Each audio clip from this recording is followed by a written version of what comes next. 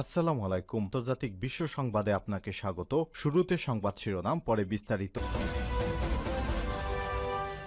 বাংলাদেশের সর্বশেষ গুরুত্বপূর্ণ আপডেট সংবাদে আপনাকে স্বাগত। শুরুতে সংবাদ শিরোনাম, পরে বিস্তারিত। শুরুতেই জানাবো, এ সপ্তাহে দেশে ফিরছেন খালেদা জিয়া, সঙ্গে থাকবেন দুই পুত্রবধূ।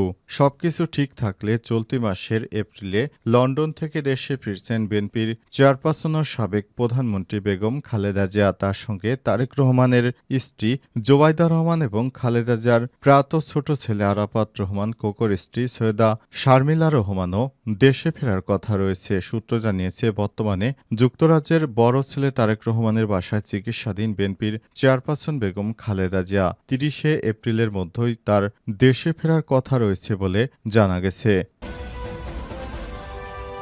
এবার ইসরায়েলের বিমান ঘাঁটিতে ক্ষেপণাস্ত্র হামলা। ইসরায়েলের বিমান ঘাঁটি লক্ষ্য করে এবার হাইপারসোনিক ব্যালিস্টিক ক্ষেপণাস্ত্র নিক্ষেপ করা হয়েছে। ইয়েমেনের হুতি বিদ্রোহী গোষ্ঠীরা এই হামলা করেছে। ইসরায়েলের নেভাতিম বিমান ঘাঁটিতে এই হামলার তথ্য নিশ্চিত করেছে গোষ্ঠীটির সামরিক মুখপাত্র ইয়াহিয়া ছারি। এক প্রতিবেদনে এসব তথ্য জানিয়েছে বার্তা সংস্থা আনাদুলু। এতে ইসরায়েলের বিমান ঘাঁটি তছনছ হয়ে গেছে। এরপর জানাবো, দীর্ঘমেয়াদী যুদ্ধবিরতিতে প্রস্তুত হামাস, তবে অস্ত্র সমর্পণ করবে না। গাজায় ইসরায়েলের সঙ্গে দীর্ঘমেয়াদী যুদ্ধবিরতির জন্য উন্মুক্ত হলেও অস্ত্র সমর্পণ করতে রাজি নয় ফিলিস্তিনের প্রতিরোধ আন্দোলন হামাসের যোদ্ধারা। সশস্ত্র গোষ্ঠীটির নেতা যুদ্ধবিরতি আলোচনার জন্য কায়রোতে মধ্যস্থতাকারীদের সঙ্গে সাক্ষাতে সব কথা বলেছেন। এদিকে তলানিতে ভারত পাকিস্তান সম্পর্ক। পাকিস্তানি রুটে $1.14 বিলিয়ন বাণিজ্য হারাতে পারে ভারত। পহেলগাঁওয়ে বন্দুক হামলার পর থেকে একেবারে তলানিতে পড়েছে ভারত পাকিস্তানের সম্পর্ক। ভারতের পর পাল্টা পদক্ষেপ নিয়েছে পাকিস্তান। নয়াদিল্লি ও ইসলামাবাদের মধ্যে যাবতীয় বাণিজ্যিক সম্পর্ক বন্ধ করে দেওয়ার ঘোষণা করেছে পাকিস্তান। এবারে জানাবো, ভারত জুড়ে ছড়াচ্ছে মুসলিম বিদ্বেষ, রাজ্যে রাজ্যে হুমকিতে কাশ্মীরিদের জীবন। ভারত শাসিত কাশ্মীরের পহেলগামে বন্দুকধারীদের হামলার পর সেসব স্থানে অস্থিরতা তৈরি হয়েছে। এর মধ্যে উল্লেখযোগ্য একটি বিষয় হলো, গত কয়েকদিনে ভারতের নানা জায়গায় কাশ্মীরি মানুষদের হেনস্থা, মারধর, এমনকি হত্যার হুমকি দেওয়ার খবর এসেছে। খবর বিবিসি বাংলার। এই সপ্তাহে দেশে ফিরছেন খালেদা জিয়া, সঙ্গে থাকবেন দুই পুত্রবধূ। সবকিছু ঠিকঠাক থাকলে চলতি মাসের এপ্রিলে লন্ডন থেকে দেশে ফিরছেন বিএনপির চেয়ারপারসন বেগম খালেদা জিয়া। তার সঙ্গে তারেক রহমানের স্ত্রী জোবাইদা রহমান এবং খালেদা জিয়ার প্রয়াত ছোট ছেলে আরাফাত রহমান কোকোর স্ত্রী সৈয়দা শামিলা রহমানও দেশে ফিরবেন।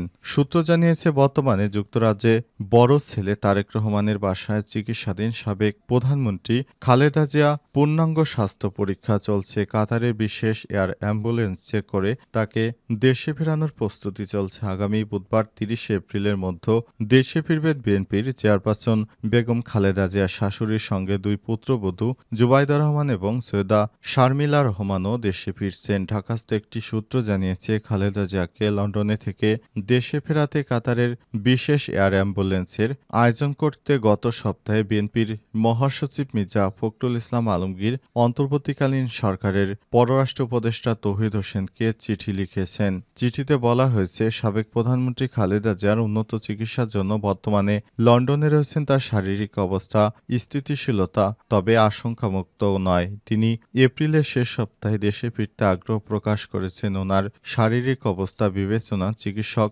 বিশেষ এয়ার অ্যাম্বুলেন্সে করে দেশে ফেরাতে পরামর্শ দিয়েছে। সংশ্লিষ্টরা আরও জানিয়েছে, বিএনপির মহাসচিবের চিঠির পরিপ্রেক্ষিতে সরকার লন্ডন ও দোহার বাংলাদেশ হাই কমিশনের মাধ্যমে সাবেক প্রধানমন্ত্রীকে দেশে ফেরাতে প্রস্তুতি নিচ্ছেন। সবকিছু ঠিক থাকলে খালেদা জিয়া বুধবার ৩০শে এপ্রিলের মধ্যে দেশে ফেরার কথা রয়েছে।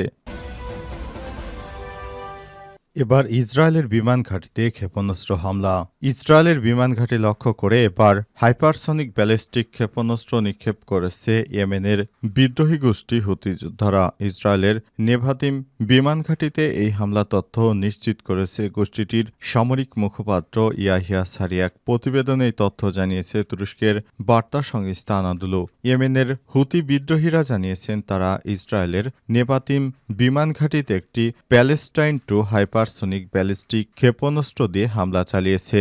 ইয়াহিয়া সারি এক টেলিভিশনে প্রচারিত এক বক্তব্যে বলেছেন ক্ষেপণাস্ত্রটি সফলভাবে লক্ষ্যবস্তুতে আঘাত এনেছে এবং ইসরায়েলি প্রতিরক্ষা ব্যবস্থা এটি প্রতিহত করতে ব্যর্থ হয়েছে। তবে এর আগে ইসরায়েলি সেনাবাহিনী জানিয়েছিল তারা ইয়েমেন থেকে ছোড়া একটি ক্ষেপণাস্ত্র ইসরায়েলের আকাশ সীমায় প্রবেশের আগেই প্রতিরোধ করেছে। সময় বেশ কয়েকটি এলাকায় সাইরেন বেজে ওঠে। 2023 সালের নভেম্বর থেকে হুতি গোষ্ঠী লোহিত সাগর, আরব সাগর, বাব আল মান্দাব প্রণালী ও এডেন উপসাগর দিয়ে চলাচলকারী জাহাজগুলোকে লক্ষ্য করে হামলা চালিয়ে আসছে। তাদের দাবি ফিলিস্তিনিদের সঙ্গে সংহতি প্রকাশ করতেই তারা এই আক্রমণ চালাচ্ছে।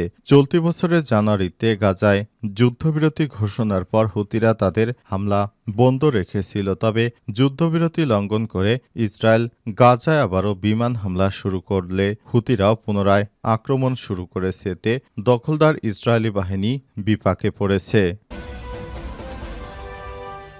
দীর্ঘমেয়াদী যুদ্ধবিরতিতে প্রস্তুত হামাস, তবে অস্ত্র সমর্পণ নয়। গাজা ইসরায়েলের সঙ্গে দীর্ঘমেয়াদী যুদ্ধবিরতির জন্য উন্মুক্ত হলেও অস্ত্র সমর্পণ করতে রাজি নয় ফিলিস্তিনি প্রতিরোধ আন্দোলন হামাস। সশস্ত্র গোষ্ঠীটির নেতারা যুদ্ধবিরতি আলোচনার জন্য কায়রোতে মধ্যস্থতাকারীদের সঙ্গে সাক্ষাতে এসব কথা বলেছেন।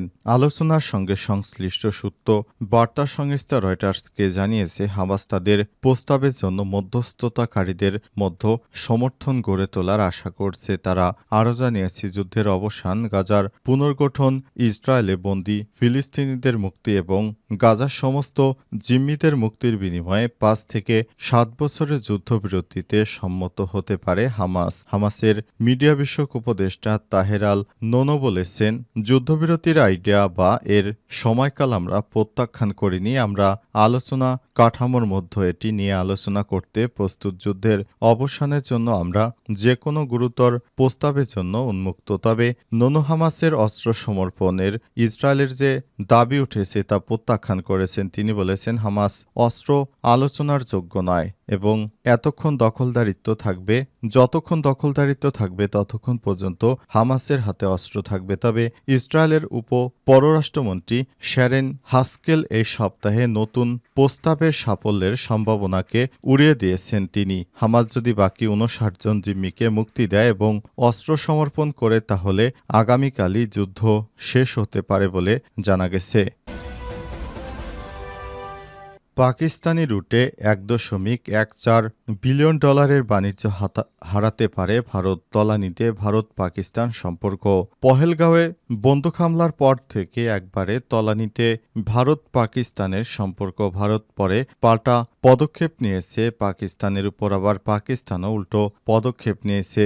নয়াদিল্লি ও ইসলামাবাদের মধ্যে যাবতীয় বাণিজ্য সম্পর্ক বন্ধ করে দেওয়ার ঘোষণা করেছে পাকিস্তান। পাকিস্তানের সঙ্গে ব্যবসায়িক কার্যক্রম বন্ধ হওয়ার কারণে ভারত বছরে প্রায় $1.14 বিলিয়ন বাণিজ্যের ক্ষতির সম্মুখীন হবে, এমন পূর্বাভাস দিয়েছে পাকিস্তান বিজনেস ফোরাম পিবিএফ কর্মকর্তারা। আজ এক প্রতিবেদনে খবর দিয়েছে দ্য এক্সপ্রেস ট্রিবিউন। এপি পত্রিকার বরাতে পিবিএফ কর্মকর্তারা জানান ভারত 2024 সালে এপ্রিল থেকে 2025 সালের জানুয়ারি পর্যন্ত প্রায় $500 মিলিয়ন মূল্যের পণ্য পাকিস্তানে রপ্তানি করেছিল, যখন ভারতের কাছ থেকে আমদানি ছিল মাত্র $4,20,000। এছাড়াও ফোরামে উল্লেখ করেছে পাকিস্তানের মাধ্যমে আফগানিস্তানে যা ভারতীয় পণ্যের পরিমাণ প্রায় $640 মিলিয়ন, যা এই নিষেধাজ্ঞার ফলে বিঘ্নিত হবে এবং ভারতের বাণিজ্য ক্ষতির পরিমাণ আরও বাড়িয়ে দেবে।